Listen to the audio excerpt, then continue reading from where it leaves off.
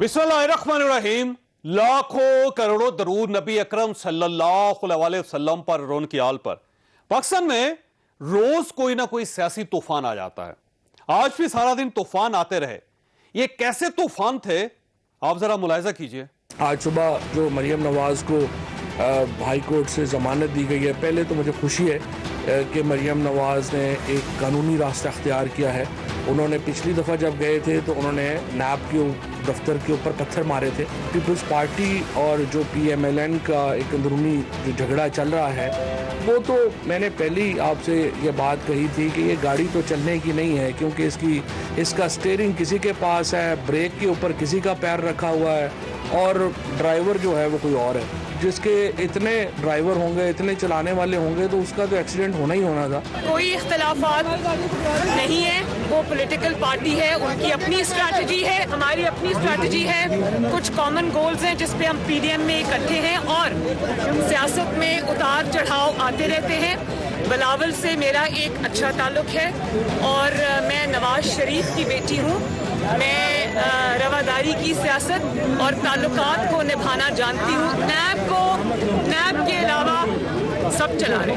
अगर इमरान खान घर ना जा रहा होता तो मरियम नवाज को नैब बुलाने की जरूरत ना पड़ती। खुद तो वो हिफाजती जमानत कराएं और लोगों को कहें कि आप अदालत पे आओ। ये अपोजिशन इमरान खान के लिए अल्लाह की तरफ से ये उसकी बेहतरी के रास्ते बनाती है।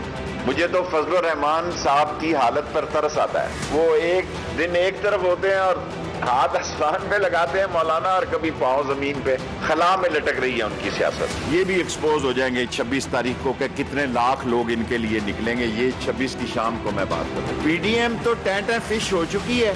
आपने 10-11 पार्टियां बनाई हुई है, 2.5 पार्टियां, आधी फजलुर रहमान की, एक नून की, एक पीपल्स पार्टी। ये तूफान अपनी जगह, हमें इन पर बात भी करनी चाहिए, लेकिन इस मुल्क में एक असल तूफान भी पल रहा है और मुल्क को इससे बेतहाशा खतरा है, और वो तूफान है कोरोना। पाकिस्तान में कोरोना की तीसरी लहर आ चुकी है और यह लहर पूरे मुल्क को बुरी तरह मुतासर कर रही है। पहली और दूसरी लहर में हमारे देहात और दूर दराज के इलाके महफूज थे, लेकिन यह तीसरी लहर मुल्क के हर कोने और हर तबके को मुतासर कर रही है।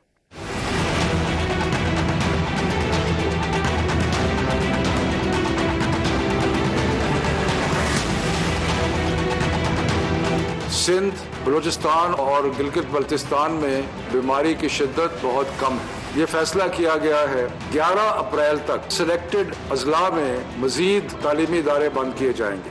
अस्पतालों में बेड्स तक कम पड़ रहे हैं। मुल्क के तमाम सियासतदानों को इस असल तूफान पर तवज्जो देनी चाहिए, लेकिन ये एक दूसरे से गुत्थम गुत्ता है।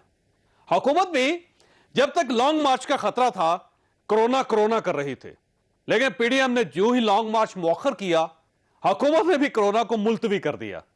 लेकिन हम आज सियासी गुफ्तगू की बजाय इस असल तूफान पर बात करेंगे।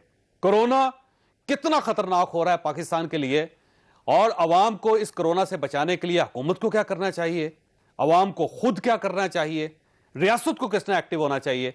ये सारे सवाल हमारे आज के प्रोग्राम का हिस्सा होंगे। हमारे साथ रहिएगा।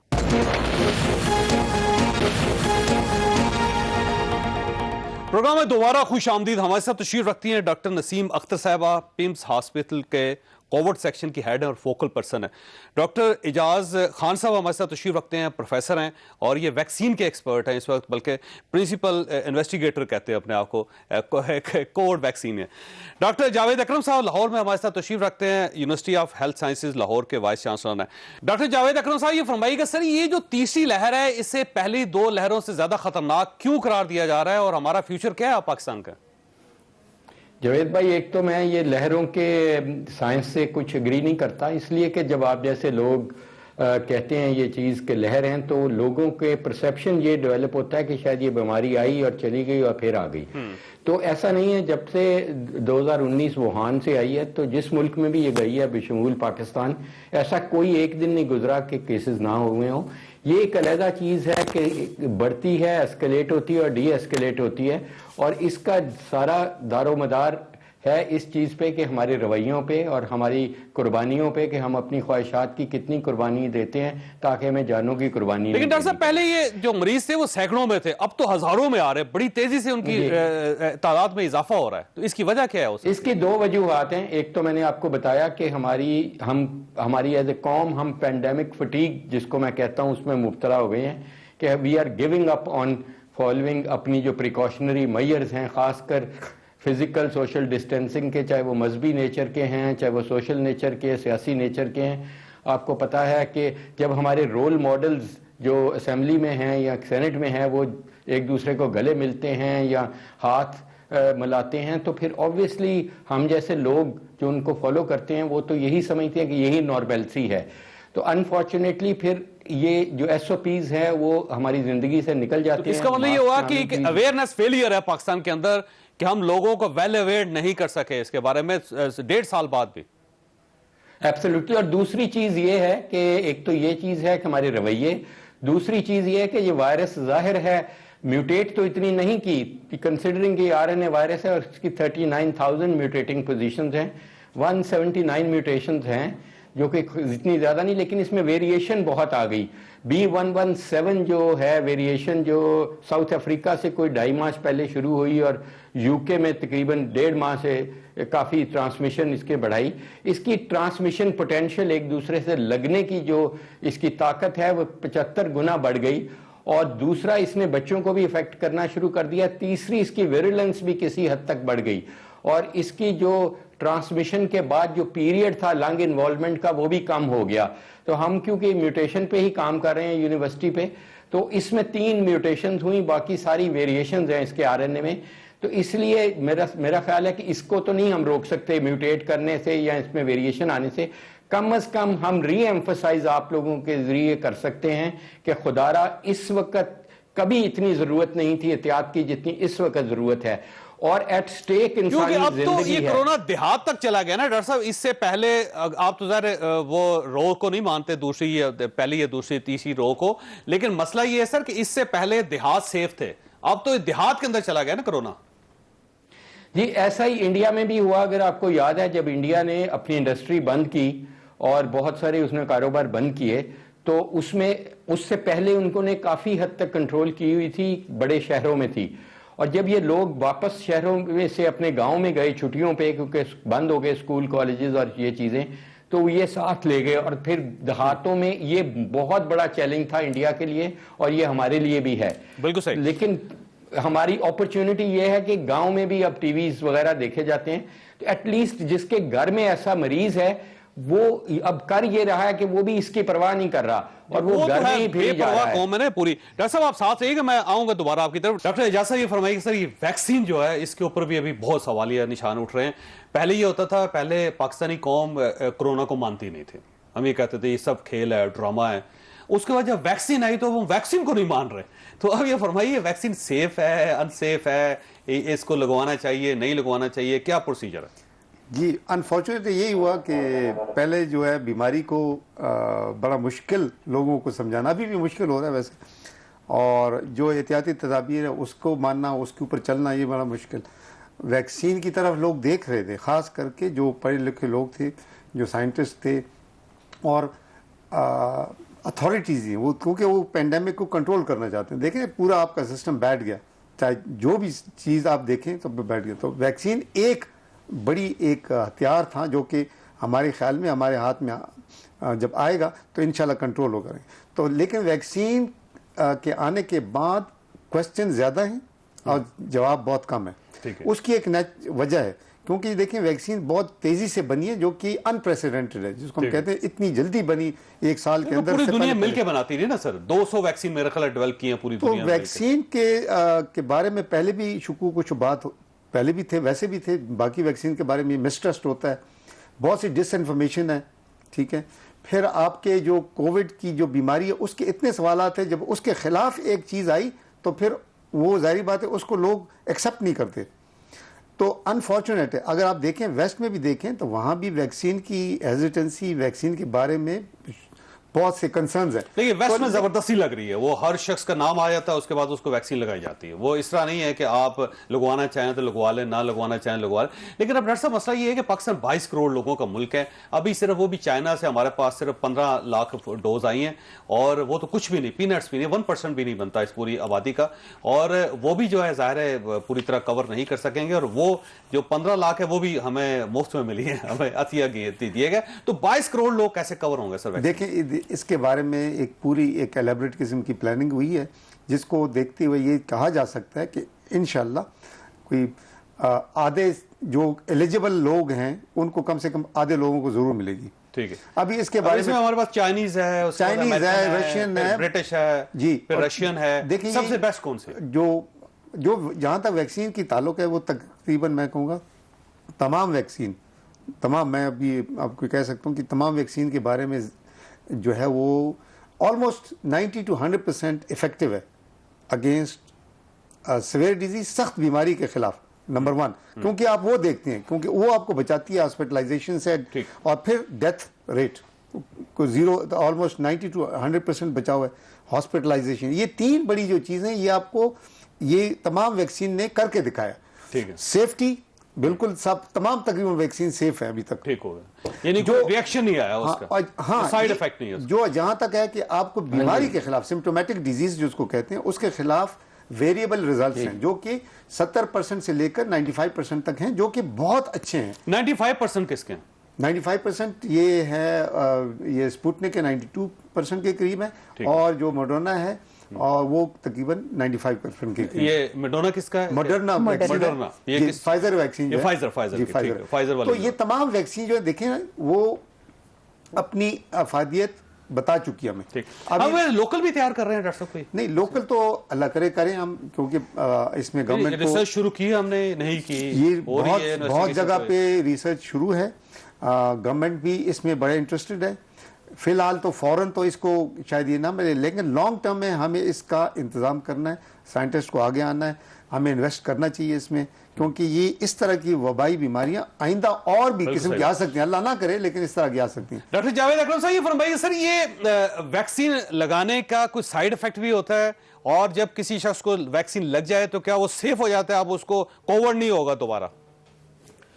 देखें जावेद भाई, कोई भी वैक्सीन अभी तक 100% नहीं आई कि जिसने 100% अवॉइड किया हो। जो हमारी अपनी स्टडी 18,000 वॉलंटियर्स की थी, और अभी हम तीसरी स्टडी एक और ZF 2001 की कर रहे हैं। हमारे जो रिज़ल्ट आए हैं वो ये आए हैं कि 100% में जब वैक्सीन आपको लग जाती है उसके 28 दिन के बाद 100% प्रोटेक्शन है सीवियर डिजीज से या आपके लाइफ थ्रेटनिंग कंडीशन से, ठीक, और 77% प्रोटेक्शन आपको है ऑल टुगेदर बीमारी से। तो 100% तो नहीं कहा जा सकता, लेकिन इसमें ये फिर भी ये बहुत ज़्यादा बेनिफिट है एज कम्पेयर टू रिस्क बहुत कम है, और बिल्कुल ये सिर्फ मिथ्स हैं कि कोई DNA चेंज कर जाते हैं। कोई भी वैक्सीन आपको मिलती है सारी सेफ हैं, और थोड़े बहुत बुखार तकरीबन 5 से 7% को होता है या उनका जिस्म टूटता है, और 1 या 2 दिन की ये तकलीफ है, और वो पैरासीटामोल से सेटल हो जाती है।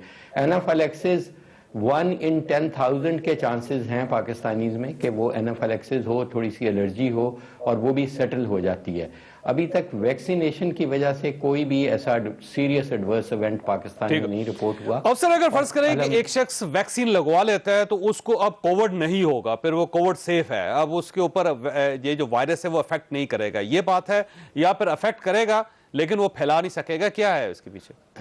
देखें, तकरीबन 80% चांस है कि उसको कोविड बिल्कुल एंटर ही नहीं होगा बॉडी पे, क्योंकि ये जो वैक्सीन हैं जितनी भी ये RBD डोमेन में काम करती हैं, जिसका मतलब रिसेप्टर बाइंडिंग डोमेन, जिसका मतलब ये है कि ये वायरस के ऊपर जो कांटे हैं जिनको हम स्पाइक प्रोटीन्स कहते हैं, ये उनको डिस्ट्रॉय करते हैं, वायरस को नहीं करते, और attachment system of the virus to the body उसको ये रोकते हैं। इसलिए अगर ये फॉर्म अपनी बदल भी रहे वायरस, तो प्रोबेबली अटैचमेंट का सिस्टम वही लंग्स में रहेगा और उसको ये रोकेंगे, और इसीलिए ये जो मैं कह रहा हूं कि ये अटैच नहीं होती 80% में, तो आपको ये बीमारी लाहकी नहीं होगी। अगर आप उन 20% में से हैं कि वैक्सीन लगी और बीमारी होती है तो वो सीरियस नहीं होगी। अच्छा डॉक्टर नसीम अख्तर साहब से मैंने एक बात पूछनी है, फरमाइए कि आपने वैक्सीन लगवाई खुद? जी बिल्कुल। तो पेन हुआ था, बुखार नहीं, हुआ था, लकीली ऐसा तो साइड मुझे इफेक्ट्स क्या हुए? कोई खास साइड इफेक्ट नहीं हुए थे। मुझे शायद कोई हल्का सा फीवरिश फीलिंग थी एक, और जो कि दूसरे दिन साइकोलॉजिकल था या वैसे नहीं, वो वाकई? साइकोलॉजिकल, क्योंकि डॉक्यूमेंटेड तो नहीं था ये, टेम्परेचर नहीं था, बट एक फीलिंग थी, लेकिन वो पैरासीटामोल के साथ बिल्कुल ठीक हो ठीक गई है। थी। आपने 2 डोज लगवाई है, 2 डोज होती है, पहली जब लगाई जाती है तो क्या होता है उसके बाद? देखिए, जो 2 डोजेज इसलिए रिकमेंडेड होती हैं कि हर वैक्सीन की अपनी अपनी एक डोजेज स्केड्यूल होता है। जैसे आपने देखा कि इन्फ्लुएंजा का जो वैक्सीन का स्केड्यूल है कि वो साल में 1 दफ़ा लगती है, तो इसी तरह हर वैक्सीन का एक स्केड्यूल होता है। इसके लिए भी जो स्टडीज़ की गई हैं उसमें मैक्सिमम 2 डोजेज ही रिकमेंडेड हैं, और उसमें फर्स्ट डोज के बाद जो एंटीबॉडी का रिस्पॉन्स है वो आफ्टर 2 वीक्स आना शुरू तो होता 21 है। दिन के बाद दूसरी और लगानी पड़ती दूसरी है? डोज जो है वो डिपेंड करता है कि कुछ वैक्सीन हैं वो 21 दिन के बाद यूज़ हो रही हैं, और कुछ 28 दिन के बाद, और कुछ वैक्सीन ऐसी भी हैं जिनकी सिंगल डोज रिकमेंडेड है। लेकिन इस वक्त जो पाकिस्तान में हम वैक्सीन दे रहे हैं वो चाइनीज वैक्सीन है, और वो 2 से 3 हफ्ते के गैप से हम उसको लगा रहे हैं। ठीक है। सो जो एंटीबॉडी बनने का जो अमल है, जो रिस्पांस है, वो वैक्सीन की डोज लगने के तकरीबन 2 हफ्ते के बाद आना शुरू होता है। तो आप यूँ समझ लें कि जो लोग पहले से अगर उनको वायरल इन्फेक्शन हो चुका है या वो एक्सपोज हो चुके हैं, तो बाज़ लोगों का ये भी ख्याल है कि शायद वैक्सीन लगने के बाद हमें कोविड हो गया, तो वो ऐसा शायद नहीं है। वो पहले से एक्सपोज हो चुके थे और वैक्सीन लगने के बाद वही वायरस जो है वो बॉडी में शायद मौजूद था। तो ये भी एक मिथ है वैक्सीनेशन के साथ कि शायद वैक्सीनेशन के बाद हमें कोविड हो गया। माजरत चाहता हूँ, ब्रेक का टाइम है डॉक्टर साहब, मुझे जरा एक छोटी सी ब्रेक लेने दें। छोटी सी ब्रेक और ब्रेक के बाद दोबारा हाजिर होते हैं। प्रोग्राम में दोबारा खुशामदीद। डॉक्टर साहब ये बताइएगा, वैक्सीन आपको फर्ज करें लगा दी गई है सर, तो अब उसका ये हो गया कि आप सेफ हो गए, अब आपको कोरोना नहीं हो सकता, ऐसे ही होगा? और अगर फर्ज करें कोरोना हो गया तो आप फैला भी सकेंगे या नहीं फैलेगा, रुक जाएगा, खत्म हो जाएगा? देखिए, डॉक्टर प्रोफेसर जावेद ने भी कुछ कहा कि ये वाली जो आपके अंदर जब वैक्सीन की प्रोटेक्शन हो जाती है तो वो बहुत सी चीज़ें फ़ायदा होगी। एक तो आपको बीमारी नहीं होगी, दूसरा जो है कुछ स्टडीज़ आ रही हैं जिससे कि आपकी ट्रांसमिशन दूसरों को तकरीबन काफ़ी रोकती है, ये सिम्टोमेटिक डिजीज़ को भी रोकती है। तो आपकी जो फैलाने का वो जो खासियत है वो तो आप सेफ हो जाते हैं, आप घूमते फिरते रहें, कोई इशू नहीं। आप लेकिन इसका ये मतलब नहीं है कि आप प्रिकॉशन ना लें। उसकी वजह यह है कि क्योंकि एक लार्ज पॉपुलेशन को लगेगी वैक्सीन, तो तब जाके हमें इम्यूनिटी पॉपुलेशन लेवल पे मिलेगी, तो फिर हम रिलैक्स हो सकते हैं। देखिए, इसराइल ने क्या किया कि वहाँ पे तकरीबन 40 से 50% लोगों को लगी, तो फिर उन्होंने कुछ जगहों को एक पासपोर्ट जारी किया, ग्रीन पासपोर्ट। इसका मतलब ये है कि आप नहीं, वो सोशल गैदरिंग की इजाजत दे दी उन्होंने, और फिर आप जा सकते हैं। मतलब आपके पास अगर पासपोर्ट है तो फिर आप कैफे में भी जा सकते हैं, आप किसी स्टेडियम में भी जा सकते हैं, स्कूल में भी जा सकते हैं। और अगर आपके पास वो नहीं है, यूरोप में भी ऐसे ही है, बिल्कुल ऐसे ही होगा। देखिए ना, यूरोप का, टर्की के अंदर इस्लामी मुल्क है, इस तरह जॉर्डन इस्लामी मुल्क है, वहां पे जब लॉकडाउन होता है ना डॉक्टर साहब, तो कंप्लीट लॉकडाउन होता है। फिर ऐसे नहीं कि कोई बंदा वायलेट कर सके। टर्की में पिछले दिनों बहुत गया हूं, मैंने एक शख्स नहीं देखा कि जिसने मास्क ना पहना हो सर, और यहां पे हमने एक शख्स नहीं देखा जिसने मास्क पहना हो। जी, दुबई में तो आप पता नहीं कई हजार वो आपको जुर्माना लग जाता है अगर आप ये ब्रेक करें रूल्स उनके। तो मेरे ख्याल इंग्लैंड में अगर आपको खुदा ना खास्ता कोरोना हो गया है तो आप घर पे रहेंगे, और पुलिस रोज फोन करके आपको लाइन नंबर से आपको फोन करके चेक करती है कि आप घर पे हैं नहीं। अगर आप खुदा ना खास्ता घर से बाहर निकल गए, 10,000 पाउंड जुर्माना है उसका। बिल्कुल ऐसे ही है। लेकिन देखिए, हमारा जो सिस्टम है ना अभी इतना स्ट्रांग नहीं है, लेकिन इसके बावजूद गवर्नमेंट की जो मशीनरी है जो इसको मॉनिटर करती है, वो मुझे पता है कि वो कॉल भी करते हैं, फॉलो करते हैं, फिर उनकी रिकवरी के लिए फिर कॉल करते हैं कि जी रिकवर हुए नहीं हुए। तो एक हद तक गवर्नमेंट ने अपनी क्या कहते हैं वो की सलाहियत के मुताबिक या जितनी रिसोर्सेज उसको यूटिलाइज किया है। वेस्ट की तरह हम शायद अभी हमारा वो टाइम नहीं आया। लेकिन सर, गरीब मुल्क देखें ना, जॉर्डन देख लें आप, इसी तरह इवन यमन को देख लें, यमन के अंदर उन्होंने कंट्रोल कर लिया। अजीब दिलचस्प बात है, इस्लामी मुल्कों के अंदर, बड़े बड़े गरीब मुल्कों के अंदर उन्होंने लॉ इन्फोर्समेंट करके उन्होंने कंट्रोल किया। इम्प्लीमेंटेशन वाली चीज है ना, इम्प्लीमेंटेशन बिल्कुल जरूरी है, और पाकिस्तान में अनफॉर्चुनेटली बहुत सी चीजें जिस तरह इम्प्लीमेंट नहीं होती, ये भी एक बड़ा अलमिया है। डॉक्टर जावेद अकरम साहब, ये फरमाइए सर, अगर फर्ज करें एक मरीज को कोविड पहले हो चुका है तो अब उसको वैक्सीन लगानी चाहिए, लगवानी चाहिए, नहीं लगवानी चाहिए?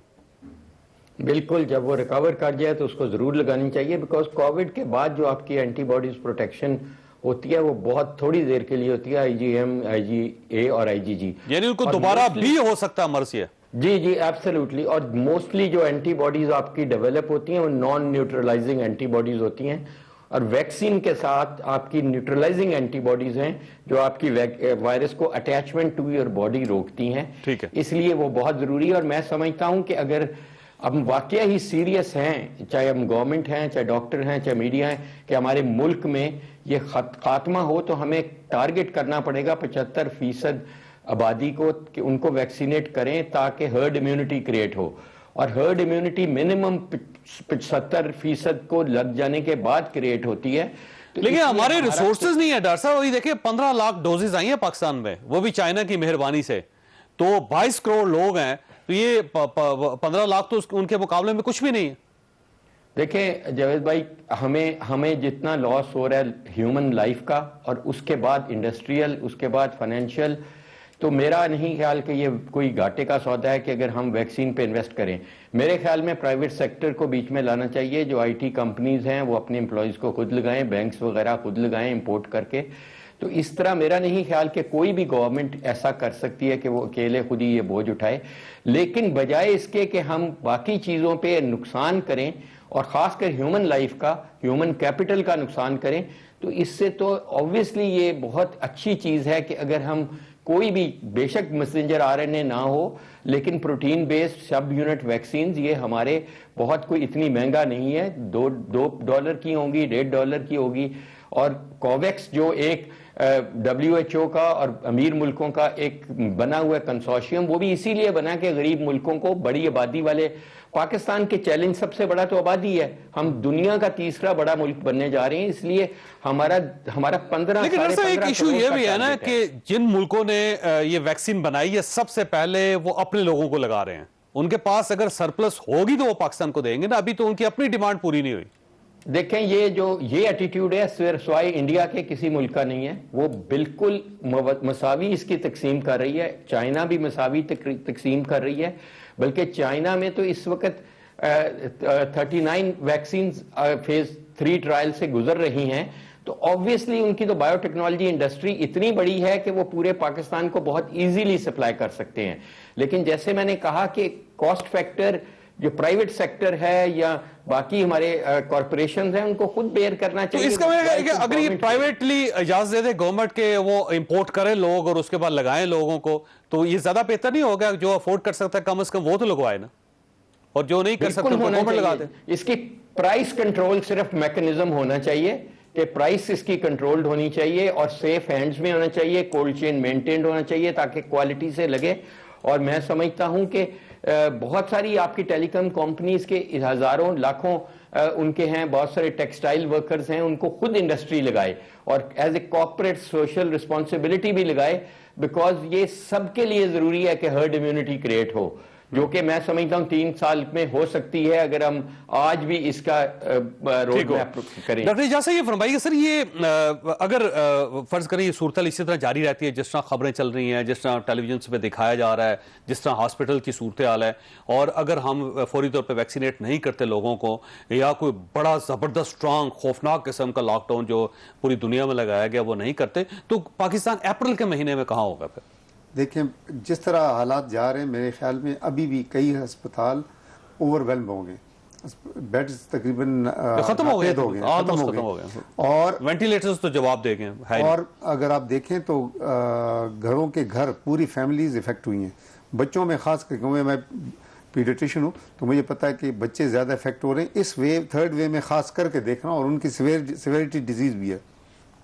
तो देखें, पहले भी हम ठीक है, पहले से बेहतर हम तैयारी की है, हम पहले से ज़्यादा एजुकेटेड हो गए, चाहे हमारी वो सहूलियात बेहतर होगी, लेकिन इसके बावजूद अगर हम दूसरे ममालिक के मुकाबला करें तो हमारे पास वो कैपेसिटी नहीं है कि हम बहुत पीछे हैं। वैसे कैपेसिटी क्रिएट कर सकते थे अगर हम करना चाहते। बिल्कुल कर सकते। मेरा ख्याल है हमने नहीं किया। वो ये होता था कि जब लॉन्ग मार्च का इशू होता था, ये अपोजिशन सड़कों पे आने की कोशिश करती थी तो गवर्नमेंट एक्टिव हो जाती, वो कहती थी कोरोना फैल गया, और जो ही वो लॉकडाउन अभी उन्होंने वापस लिया फैसला, तो देख लें कोरोना की खबरें गायब हो गई, गवर्नमेंट एक्टिव ही नहीं है। वो ये डराने वाली बात है, लेकिन आप वाली बात बिल्कुल ठीक है कि हमें इससे बेहतर शायद स्ट्रेटजी चाहिए ताकि हमारी हेल्थ केयर ज़्यादा बेहतर हो। इस तरह के वबा के लिए हमें ज़्यादा प्लानिंग की ज़रूरत है, लॉन्ग टर्म में खास कर ज़रूरत है। हमें 1 साल तो मिला, हमें शायद 1 साल 5 साल कहें इस तरह की वबा के लिए और ज़्यादा सहूलियात, ज़्यादा बेहतरी, पूरी टीम वर्क, ज़्यादा रिसोर्स लगाने पड़ेंगे। डॉक्टर नसीर साहब ये फरमाइए, गवर्नमेंट जो कुछ कर रही है या पिछले 1.5 साल से जो कुछ कर रही थी, आप उससे मुतमईन है वैसे?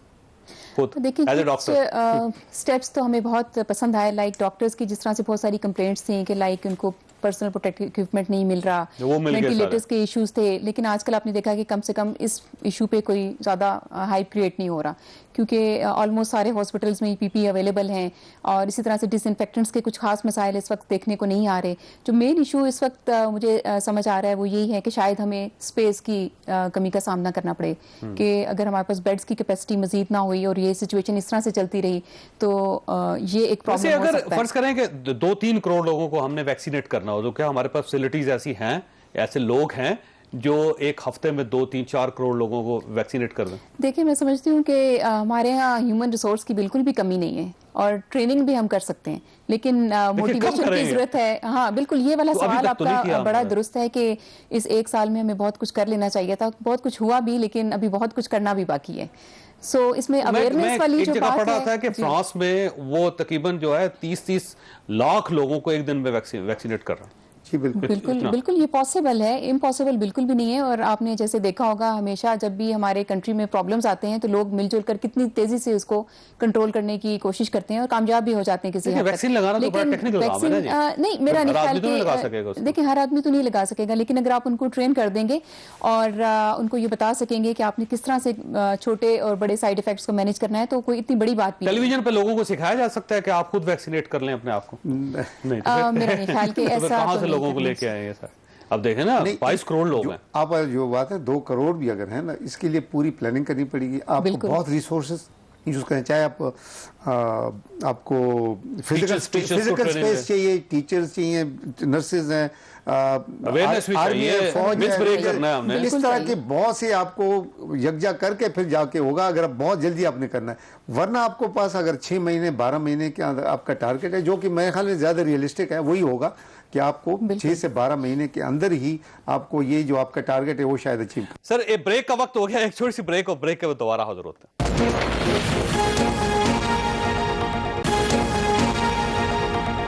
प्रोग्राम में दोबारा खुशामदीद। डॉक्टर साहब ये फरमाइएगा, ये जो एंटीबायोटिक्स खाते हैं बहुत ज्यादा लोग, इससे कोई फर्क पड़ता है वैसे? ये बहुत अच्छा आपने सवाल किया और आपके प्रोग्राम के तवज्जो से मैं समझती हूँ कि ये हमारा फर्ज बनता है कि हम लोगों को आगाह करें कि ये जो कोविड का इन्फेक्शन है ये एक वायरस से फैलता है, ये कोई बैक्टीरिया नहीं है। जो एंटीबायोटिक्स होती हैं वो बैक्टीरिया के अगेंस्ट इफेक्टिव होती हैं। आप किसी भी पेशेंट से पूछ लें, वो आपको ये कहेंगे जी डॉक्टर साहब एजिथ्रोमाइसिन तो मैंने खा ली है, अब मुझे क्या करना चाहिए। सो जितने भी पेशेंट हमारे पास आ रहे हैं वो घर में खुद ही एंटीबायोटिक खा रहे हैं। सो ये प्लीज सब लोगों के लिए ये पैगाम है कि एक तो सेल्फ मेडिकेशन मत करें, और दूसरा एंटीबायोटिक्स इस वायरस के खिलाफ एंटीबायोटिक्स की कीमतें बढ़ गई हैं, वो कीमतें भी बढ़ गई हैं और मिलती नहीं है मार्केट से, उसकी वजह से सब खाई जा रहे हैं। जो सबसे बड़ा इशू है वो ये है कि अगर आप ये एंटीबायोटिक इनजुडिशियसली इस्तेमाल करेंगे बगैर किसी इंडिकेशन के, जो हमारे दूसरे बैक्टीरिया हैं वो सारे इसके खिलाफ रेजिस्टेंस पैदा हो जाएगी उनमें, फिर कोविड होगा तो फिर क्योर नहीं हो सकेगा। नहीं, जो दूसरे बैक्टीरियल इन्फेक्शंस हैं उसमें ये एंटीबायोटिक्स काम नहीं करेंगी। इसकी सबसे बड़ी एग्जांपल जो है वो टाइफाइड का बुखार है, और इसमें जो सबसे इफेक्टिव दवाई आजकल पाकिस्तान के अंदर एजिथ्रोमाइसिन ही है। और अगर आप इसका बेतहाशा इस्तेमाल करते रहेंगे तो ये एजिथ्रोमाइसिन जो कि हम कर चुके हैं, और तकरीबन मैं समझती हूँ हर कोविड के पेशेंट ने एजिथ्रोमाइसिन खाई है और जिसकी कोई इंडिकेशन नहीं थी। तो उसके बाद जो हमारे टाइफाइड का जो हशर होगा आने वाले दिनों में वो हम लोगों ने ही देखना है। डॉक्टर जावेद अकरम साहब, सर ये फरमाइए सर, ये लॉकडाउन सोल्यूशन है इसका, एक कंप्लीट लॉकडाउन? देखें है तो सही सोल्यूशन, लेकिन ऑब्वियसली उसकी एक कॉस्ट है और बहुत बड़ी कॉस्ट है। और जाहिर है हम ऐसे मुल्क में जहाँ पे हम रोज़ कमाते हैं, बहुत सारे लोग और रोज़ खाते हैं, उनके लिए शायद ये बहुत मुश्किल सोल्यूशन हो। और फिर इसकी इन्फोर्समेंट कौन कराएगा? क्या आर्मी कराएगी? पुलिस के तो मेरा नहीं ख्याल बस की बात है। तो इसलिए मेरा ख्याल है जैसे हम डिस्कस करें, देखें जावेद भाई, मैं इसको इस वबा को कहता हूँ 3rd वर्ल्ड वॉर। जिस किसी की वजह से 30 लाख लोग मर जाएं, ये डेफिनेटली एक 3rd वर्ल्ड वॉर ही हो सकती है। और आइंदा भी आने वाले सालों में इट इज़ वेरी अनलाइकली कि हमारा कोई मिसाइल या न्यूक्लियर आर्सेनल इतने बंदे मारे 10 लाख, ये होना माइक्रोब से है। तो अब अच्छे मुल्क तो अपने आप को अलाइन कर रहे हैं, अपनी प्रायोरिटीज रिविजिट कर रहे हैं कि अगर हमने, हमारा मकसद ये है पॉलिटिशियंस का या लीडर्स का, अपनी आबादी को बचाना है, तो they will have to invest in vaccines and microbes and health infrastructure, और इस तरफ अपनी तवज्जो होनी चाहिए। लेकिन हमारे जैसे, अच्छा डॉक्टर साहब, एक सवाल आपसे और, एक और सवाल आपसे कि ये फरमाइएगा, गवर्नमेंट या अवाम या स्टेट आपको सीरियस नजर आ रही है कोरोना के मामले में?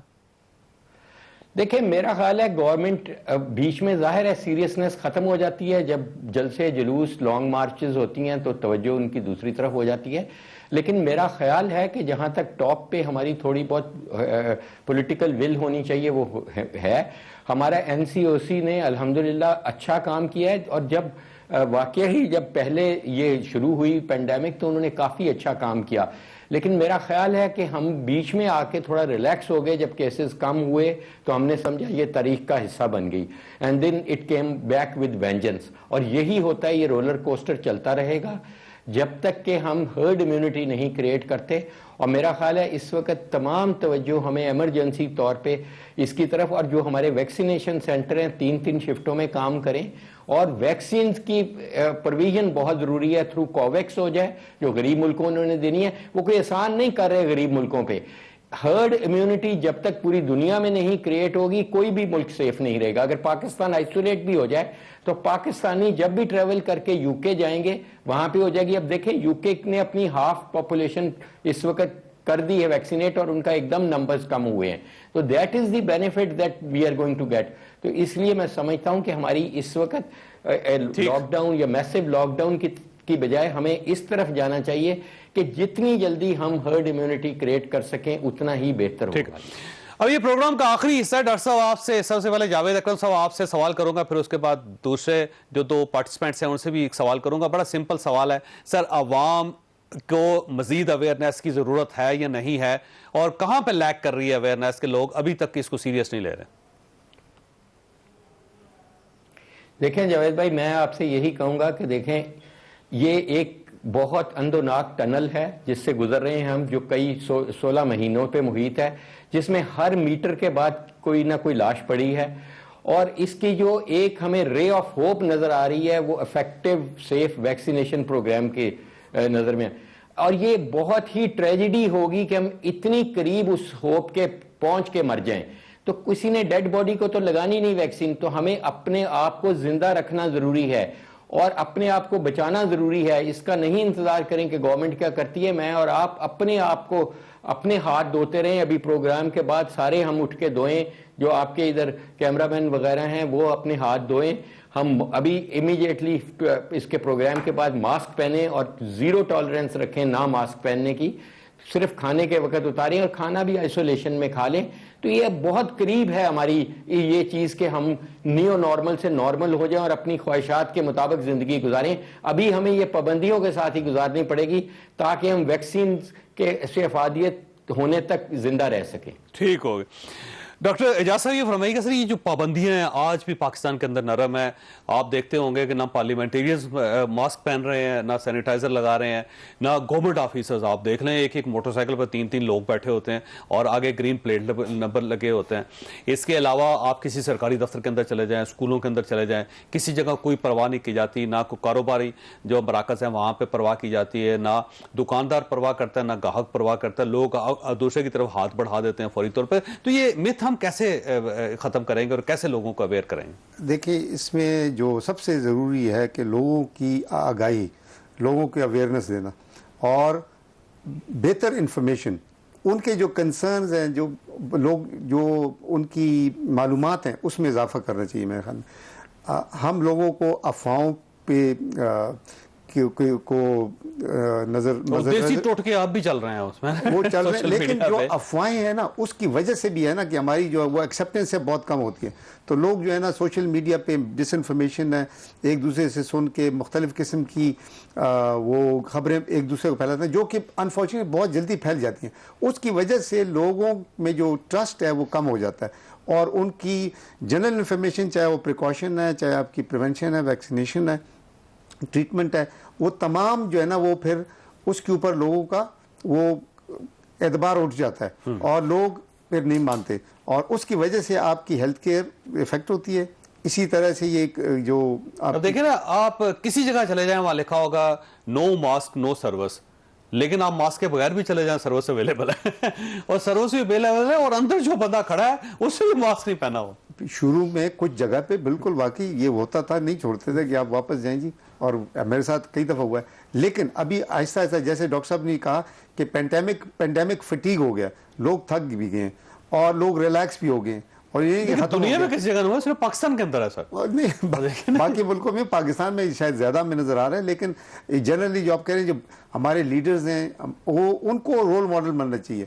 देखिए अगर देखिए ना, गवर्नमेंट डॉक्टर साहब एक काम तो कर सकती है, ये सरकारी मुलाजमीन के लिए लाजम करार दे दे कि कोई सरकारी मुलाजिम जो है वो मास्क के बगैर नहीं होगा और वो बगैर किसी मास्क के जो बंदा होगा उसको एंटरटेन भी नहीं करेगा। उसे कहेगा पहले मास्क पहनो और अगर उसके पास मास्क नहीं है तो उसे कहे जाओ वापस जाओ घर से मास्क लेके आओ, फिर मैं तुम्हारी बात सुनूंगा। कम से कम इससे तो हो सकता है। और जो सरकारी मुलाजिम ये ना करे, गवर्नमेंट उसको एक लेटर जारी करे, उसकी तनख्वाह रोके। भाई ये कि देखें इसमें अंदर सिर्फ गवर्नमेंट जो नहीं आई, इंस्टीट्यूशंस की भी जिम्मेदारी है, लेकिन इंडिविजुअल रिस्पॉन्सिबिलिटी है हमारी, कलेक्टिव हमारी रिस्पॉन्सिबिलिटी है ह्यूमैनिटी की तरफ, एक बेहतर गुड के लिए हम सब को होना चाहिए ताकि इसको कंट्रोल करें। देखिए हमें हमारे सामने 30 लाख लोग वफात पा चुके हैं, बहुत से केसेस हो रहे हैं, अस्पताल आपके भर चुके हैं, आपके रिसोर्सेज ख़त्म होती जा रही हैं, आपका कारोबार बंद है, सब कुछ बंद है। तो इसमें ये इसकी क्या वजह है? इसकी वजह यही है कि ये पैंडेमिक की वजह से हम फैल रहा है और उसको कंट्रोल नहीं कर रहे। तो उसमें तमाम प्रिकॉशंस हमें इंडिविजुअली कलेक्टिवली सबको लेना पड़ेगा। वैसे ये फरमाइए कि ज़्यादा जिम्मेदारी स्टेट की बनती है, गवर्नमेंट की बनती है या आवाम की अपनी बनती है कि वो खुद अवेयर हों, खुद फैसला करें, खुद अपने आप को सेफ रखें, दूसरों को भी सेफ करें? किसकी ज्यादा जिम्मेदारी? मेरा तो ये ख्याल है कि ये इंडिविजुअल की जिम्मेदारी ज्यादा बनती है, स्टेट ओवरऑल रिस्पॉन्सिबल जरूर होती है। एक चीज मैं जरूर हाईलाइट करूंगी कि जो सबसे पहली वेव आई थी तो लोगों में खौफ और हरास भी ज्यादा था और मैंने ये नोटिस किया कि हमारा सोशल मीडिया और हमारी जो टीवी चैनल से वो मुझे ज्यादा एक्टिव नजर आते थे और कोई ना कोई किसी न किसी लेवल पे अवेयरनेस चल रही होती थी। लेकिन अभी सूरत हाल थोड़ी सी मुख्तलिफ है। जो अवेयरनेस हम टीवी चैनल्स पे दे सकते हैं वो उस तरह से नजर नहीं आती। दूसरा मैं समझती हूँ कभी कभी अवाम को थोड़ा सा डराना धमकाना भी बहुत जरूरी होता है। अब थोड़ी सी बेहिसी की एक फजा हो गई है और अगर किसी फैमिली में किसी की डेथ हो भी गई है तो फिर भी वो सूरत हाल नजर नहीं आती कि बाकी फैमिली मेंबर्स प्रिकॉशंस को फॉलो करें। जनाजों में जाना और जनाजा पढ़ना हम सब पे फर्ज है, लेकिन शादी ब्याह की तकरीबात में खास तौर पर जो हंगामा देखने को मिलता है वहां पे भी जा रहे हैं हम सब लोग और आखिर में पता चलता है कि जिन्होंने जनाजा पढ़ाया वो खुद कोविड के मरीज थे। बिल्कुल ऐसी कई शादियां हमने देखी हैं जिसमें शादी के फंक्शन अटेंड करने के बाद तकरीबन सारे के सारे लोगों को कोविड हो गया। ऐसा भी हमने देखा है फैमिलीज में। तो ये बड़ी डेंजरस बात है। रमजान से पहले शादी कर लें, कम से कम ये इसमें तो पाबंदी लगे जी। ये ऐसे जैसे दौड़ लगी हुई है शादियों की कि रमजान नहीं आना देना, कुछ भी हो रहा है उससे पहले होती है जी, रमजान की बात भी दरमियान भी हो सकती है। रमजान में शादी पर पाबंदी नहीं है, रमजान के अंदर भी शादी हो सकती है। बिल्कुल। और ये मैं समझती हूँ इंडिविजुअल्स की बहुत बड़ी जिम्मेदारी है कि वो खुद इसको अंडरस्टैंड करें, समझें कि हमारी सेहत हमारे लिए है और अगर हम प्रोटेक्टेड हैं तो हम बाकी लोगों को भी प्रोटेक्ट कर सकते हैं। ठीक, और जिम्मेदारी लोगों की बनती है। बिल्कुल बनती है। लेकिन स्टेट्स जो उसे कानून भी तो पास करना चाहिए ना, कोई बिल्कुल करना चाहिए। अभी तक ओवरऑल जिम्मेदारी तो स्टेट की है। कानून नहीं बनाए जो दुनिया में। बिल्कुल जैसा कि डॉक्टर इजाज ने पहले भी आपसे जिक्र किया, थोड़े से मसाइल हैं हमारे लोगों के एटीट्यूड में और बिहेवियर में, बहुत सारे डिफरेंसेस हैं दूसरे कंट्री से कंपेयर करें तो इनको भी चेंज करने की जरूरत है। आपने गुफ्तगू सुनी, फैसला जाहिर है आपने खुद ही करना है, लेकिन इसके साथ साथ मेरी आपसे दरख्वास्त है कि ये कोविड वाकई बड़ी खौफनाक चीज़ है।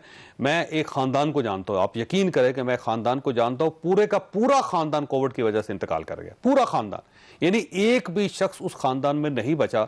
वजह यह थी कि कोरोना हुआ और एक के बाद दूसरा, दूसरे के बाद तीसरा, किसी ने एहतियात नहीं की और अल्टीमेटली पूरे का पूरा खानदान कब्र में पहुंच गया। आप अपनी हिफाजत करें, ये आपकी जान है, आपकी सेहत है। आप अपनी हिफाजत करेंगे तो दूसरे लोगों को भी महफूज रखेंगे। तो मेरी आपसे फिर दरख्वास्त है, ये प्रोग्राम हमने नॉन पॉलिटिकल इसलिए किया कि शायद आप में से कुछ लोग हों जिनको एहसास हो कि उन्होंने अपनी भी हिफाजत करनी है, दूसरों की भी हिफाजत करनी है, उसी से ये मसला हल होगा। इसके अलावा कोई ऑप्शन नहीं है आपके पास। अल्लाह ताला आप और आपके अहले खाना को हर किस्म की मुसीबत से महफूज रखे। अल्लाह हाफिज़।